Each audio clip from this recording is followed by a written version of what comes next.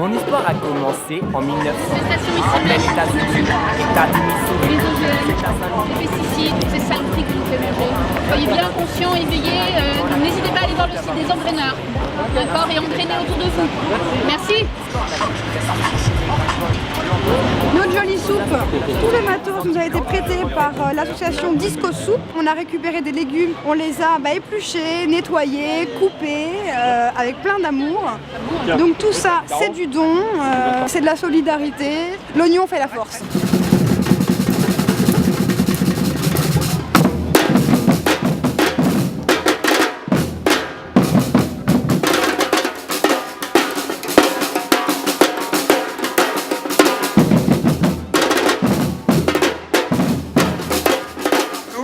Une loi qui s'appelait le Monsanto Protection Act, qui vient d'être abrogée, qui a tenu seulement 1 an, et qui permettait en fait aux multinationales semencières d'aller au-delà de la vie des tribunaux pour pouvoir mettre dans les champs des OGM qui n'avaient pas été homologués.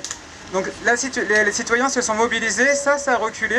Les Américains continuent de se battre pour avoir le droit d'étiquetage des OGM. Aux États-Unis, vous ne savez pas quand vous mangez des OGM ou pas dans votre alimentation, puisque l'étiquetage est refusé par les stratégies de lobbying des multinationales. Et systématiquement, ils donnent un avis favorable. Systématiquement. Il n'y a pas un OGM d'après eux qui a été dangereux. Pas un. Par rapport à la situation des paysans et à ce qui se passe au niveau politique, économique, il faut quand même rappeler que toutes les politiques agricoles qui ont été menées depuis des années, elles laissent simplement la part belle à la mainmise de la pétrochimie sur l'agriculture. C'est quelque chose qu'on considère comme, au niveau de la sphère politique, quelque chose d'important. Nous disons non à Monsanto et à son système, oui à une agriculture écologique, à une agriculture socialement responsable et à une agriculture économiquement viable pour tous.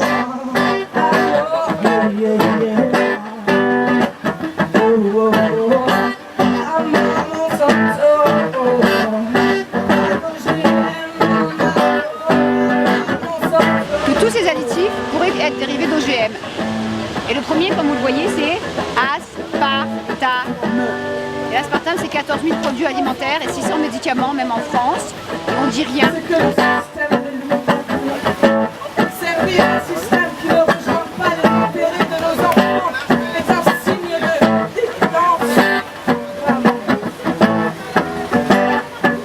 Quand on en arrive à ce stade, c'est le début de la fin d'une espèce. Nous sommes tous des engraineurs ici. Engrainons, semons des graines dans les esprits, dans les cœurs, dans les tripes. Et tous ensemble, on va y arriver, on va changer ce monde. Monsanto au cachot. Monsanto au cachot. Et oui à l'agroécologie. Encourager les paysans à franchir le pas et aller vers un système agroécologique. Parce que vraiment, je voudrais que vous entendiez qu'il est urgent de se mobiliser. Les alternatives, vous verrez, elles existent. Je vous montrerai des histoires magnifiques dans le monde entier qui vous donneront, j'espère, l'envie de vous mobiliser. Au risque de vous décevoir, je voudrais un peu rééquilibrer la balance pour qu'on reste tout à fait objectif. Alors, donc, quels sont les bienfaits de Monsanto? Alors, tout d'abord, l'emploi. On n'en parle pas assez, mais les activités de Monsanto font vivre des milliers de cancérologues à travers le monde. Et oui, on peut les applaudir, effectivement.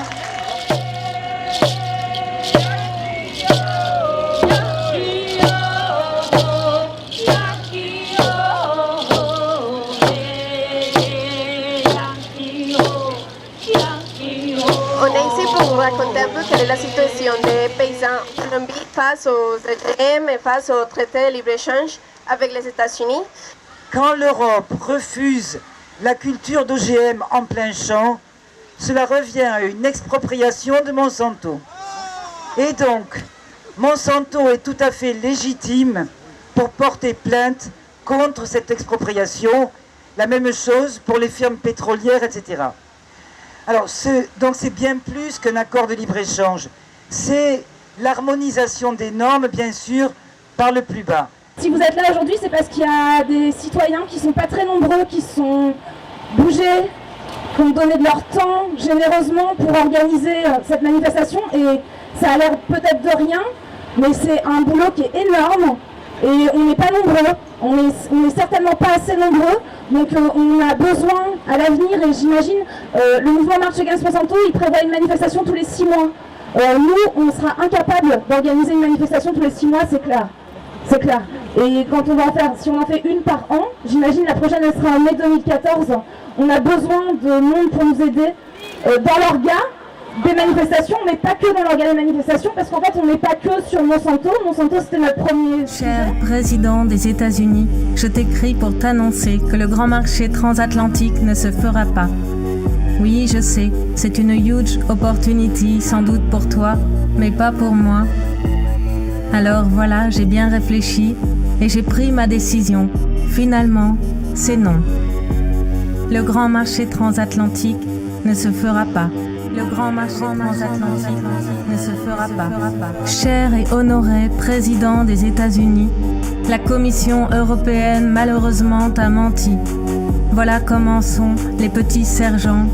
Quand à force d'ambition, ils se prennent pour des grands, à jouer les partenaires dans le plus grand secret.